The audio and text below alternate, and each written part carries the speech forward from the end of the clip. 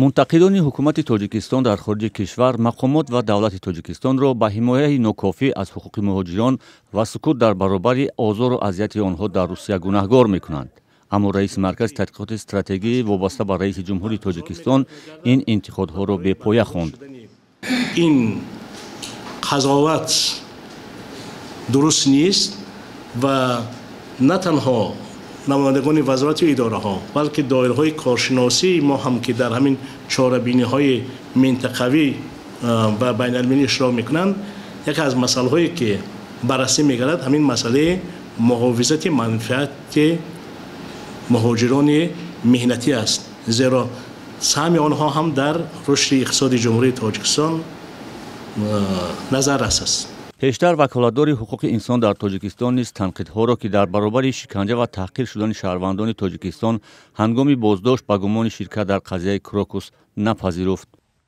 хонум Маскалкова, омбудсмани Федератсияи Россия, бевосита дар ин маврид аввалин шуда мо вай карда будем ва Маскалкова ба мо ҷавоби хатӣ доданд ки мо бо мақомоти тафтишотӣ кумитаи тафтишотии Россия бевосита кормандони омбудсмани Россия ҳамкорӣ карданд ва ҳангоми тафтишот ва масъалае ки вобаста ба ё нишон дода буданд гӯё шиканҷа шудан рӯи рост, мо инам гуфта будем.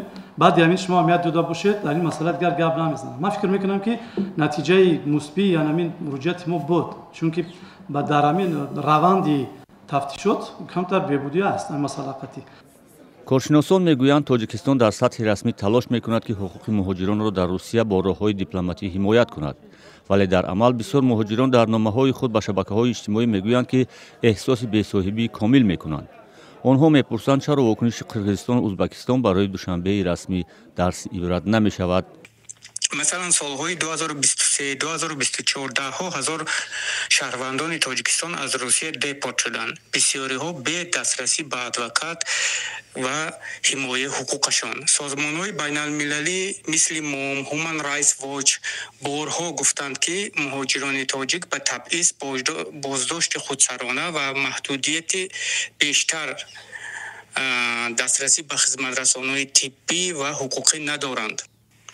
агар ин вазъиятро бо ҷумҳуриҳои ҳамсояи Ӯзбекистон ва Қирғизистон муқоиса кунем, Ӯзбекистон чанд соли охир консулгарояш хеле фаъол мебошад ва Қирғизистон ҳам дар расонаҳо ҳам дар сатҳи дипломатӣ бештар оиди ҳуқуқи муҳоҷирони меҳнатӣ садо медиҳанд ва тоҷикистон ҳам талош мекунад ки ҳуқуқи муҳоҷиронро ҳимоя кунад, лекин ин басанда нест. як далели зиёд поймол шудани ҳуқуқи муҳоҷирони кории тоҷик дар Русия хомӯшии аз андоза зиёди давлат ва мансабдорон дониста мешавад.